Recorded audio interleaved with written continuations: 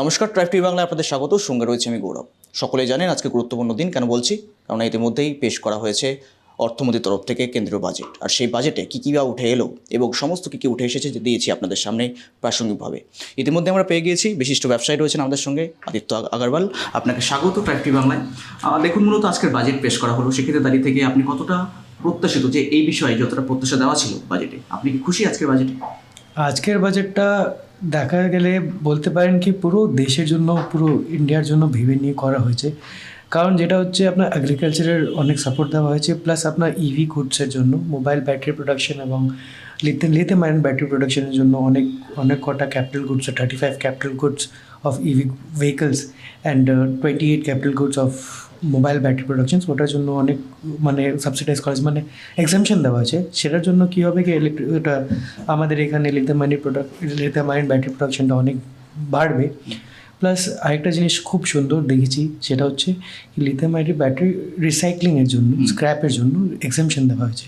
ওইটার জন্য রিসাইক্লিং বিজনেসগুলো অনেক গ্রো করবে। আর যতদূর আমাদের যেগুলো বিজনেস আছে সেটা দেখে আমি যদি বলি, আমাদের এখানে আমি হোটেলের যেরকম হোটেল বিনায়কের ডিরেক্টর, তো আমাদের হোটেলের একটা কি গ্রোথের অপরচুনিটিটা সেটা আমি যেটা দেখে বুঝতে পারতেছি। একটা 1.5 লাখ ক্রোর্সের একটা 50 ইয়ার্সের ইন্টারেস্ট ফ্রি লোনের জন্য কথা বলা হয়েছে আজকে। সেটা বলছে স্টেটসকে দিবে ফর ইনফ্রাস্ট্রাকচার ডেভেলপমেন্ট।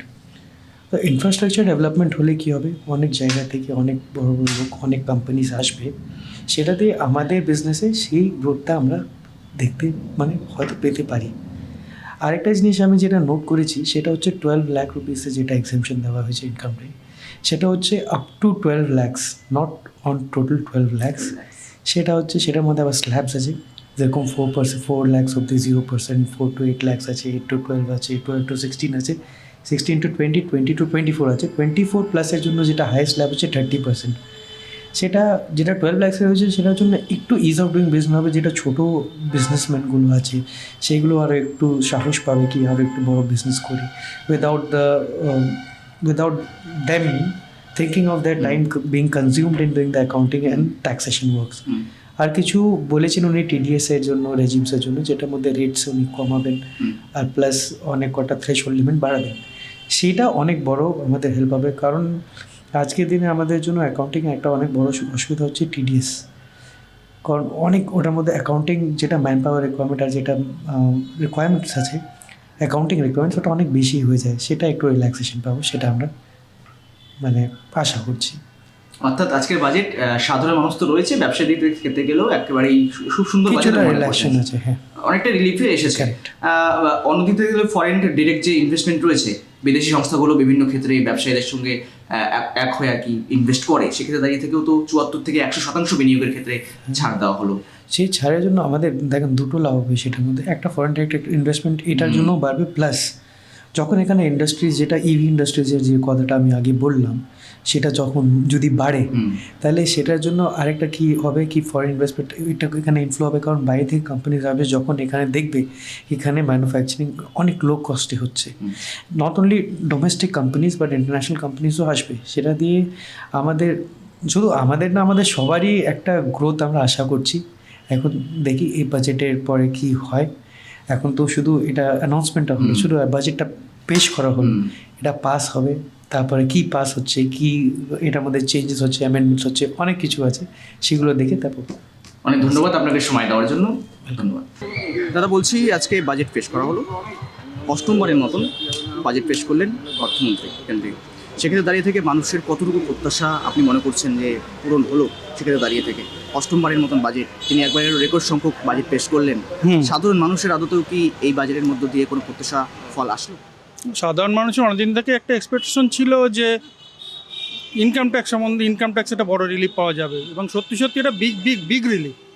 এতটা হয়তো জনসাধারণ আশাও করতে পারেননি যে ফাইন্যান্স মিনিস্টার আমাদের এত বড় রিলিফ দেবেন। যেটা আমাদের রিলিফ দিয়েছেন উনি, একদম আপ টু 12 লাখ আমাদের ইনকাম ট্যাক্সে একদম নীল করে দিয়েছেন। এটাতে অনেক চাকরিজীবী বা বিজনেসম্যান যারা, তারা বিশাল একটা রিলিফ পাবেন, প্রথম কথা। দ্বিতীয় কথা, যারা হায়ার সেকশনের যারা ইনকাম করছেন তাদের পক্ষে একটা বিগ রিলিফ। কারণ আগে যেটা আমাদের 25 লাখসে যা ট্যাক্স দিতে হতো, আর এখন যেটা দিতে হবে, তাতে অ্যাটলিস্ট আমাদের 80,000 ট্যাক্স সবারই বেঁচে যাবে, যাদের বড় ইনকাম গ্রুপ যারা আছেন। আর যাদের 12 লাখ অব্দি ইনকাম আছে সেখানে তো বিশাল সুবিধা হবে। এবং এই টাকাটা যেটা সারপ্লাস মানি হবে, গভর্নমেন্টের একটা মোটোই হচ্ছে এখন যে সারপ্লাস মানি যেটা পাবলিকের হাতে থাকবে সেটা যেন মার্কেটে আসে। মার্কেট মানে ইন দ্য সেন্স আপনি মিউচুয়াল ফান্ড বলুন বা শেয়ার মার্কেট বলুন, যেখানেই হোক। কেননা ধীরে ধীরে যেগুলো আগে বেনিফিটগুলো ছিল, আমরা বিভিন্ন এলআইসি বা বিভিন্ন স্কিমে টাকা ঢুকিয়ে দিলে আমাদের সুবিধা হতো, আমাদের ট্যাক্স বেনিফিট হতো, এখন সেই স্কিমটাই ধীরে ধীরে অ্যাবলিশ করে দেওয়া হচ্ছে। এবং জনসাধারণকে উৎসাহিত করা হচ্ছে তোমার মার্কেটে টাকা ঢালো, এবং মার্কেটে টাকা ঢাললে আমার মানে ইকোনমিরও আমাদের সুবিধা হবে। সেক্ষেত্রে অবশ্যই এটা যেমন সাধারণ মানুষকে রিলিফ পাচ্ছে, তেমন দেশেরও উন্নতি হবে আশা করা যাচ্ছে। আপনি কি একজন সরকারি কর্মচারী? না, আমি একজন চার্টার্ড অ্যাকাউন্টেন্ট। সেক্ষেত্রে দাঁড়িয়ে থেকে মনে করছেন আপনি আজকের এই বাজেট অনেকটাই স্বস্তি ফেলেছে? হ্যাঁ, অবশ্যই কিছুটা হলে স্বস্তিটা ফেলেছে। আর সেক্ষেত্রে দাঁড়িয়ে থেকে এফডিআই ফরেন ডিরেক্ট ইনভেস্টমেন্ট, সেক্ষেত্রে দাঁড়িয়ে থেকে বিমার ক্ষেত্রে আগে ছিল 74%, এটা বেড়ে দাঁড়ালো 100% বিনিয়োগ। সেই বিষয়ে কি বলবেন? সেই বিষয়ে তো অবশ্যই ভালো কিছুই আশা করা যাচ্ছে এখানে, যে যেহেতু আমাদের এত বড় একটা রিলিফ দেওয়া হলো, আমাদের এফডিআই ইনভেস্টমেন্টটা আরও বাড়বে আশা করা যাচ্ছে, যেখানে মাঝখানে অনেকটাই কমে গিয়েছিল। এখন আশা তো করতেই পারি আমরা এখান থেকে ভালো কিছু আসবে একটা। বেশ, অনেক ধন্যবাদ আপনাকে সময় দেওয়ার জন্য। স্যার, ট্রাইব টিভি বাংলায় আপনাকে স্বাগত। নমস্কার।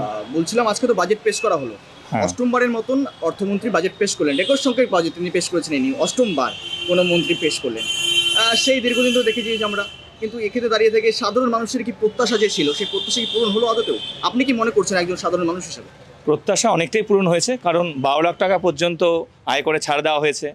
ওষুধে, জীবনদায়ী ওষুধের ক্ষেত্রে কিন্তু একদম পুরোটাই ছাড় দেওয়া হয়েছে। এছাড়া পর্যটন শিল্পের উপর গুরুত্ব দেওয়া হয়েছে, পর্যটন শিল্পের ক্ষেত্রেও বিভিন্ন সুযোগ সুবিধা দেওয়া হয়েছে। এগুলো তো অবশ্যই সাধারণ মানুষের ক্ষেত্রে অনেকটাই কার্যকরী। বিশেষ করে ওষুধের যে মূল্য দিন দিন বাড়ছে, তাতে কিন্তু মানুষের মানে নাভিশ্বাস ওষুধের কিনতে সেক্ষেত্রে জীবনদায়ী যে ওষুধগুলো রয়েছে সেক্ষেত্রে সেই মূল্যটা একদম নাই, একদম খুবই কম মূল্য করেছে। সেটা কিন্তু সত্যি মানুষের পক্ষে কিন্তু সত্যি উপকারে আসবে। এছাড়াও বলা হয়েছে প্রতিটি বড় বড় হাসপাতালগুলিতে একটা করে ক্যান্সারের জন্য সেন্টার খোলা হচ্ছে। এটা তো সত্যি মানে সত্যি ভালো। এটা তো মানে মানবিকতার একটা মুখ আমি বলতেই পারি, মানবিক বাজেট আমরা বলতে পারি। মানবিক বাজেট বলছেন, হ্যাঁ। কিন্তু যাদের আয় মনে করুন 1 লাখের নিচে, সেক্ষেত্রে দাঁড়িয়ে থেকে তাদের জন্য কিছু ঘোষণা? হ্যাঁ, হয়তো সেভাবে হয়তো তাদের জন্য ঘোষণা হয়নি, সেই দিকটা হলে হয়তো আমাদের আর্থিক যে বৈষম্য আছে সেটা হয়তো দূর হতো।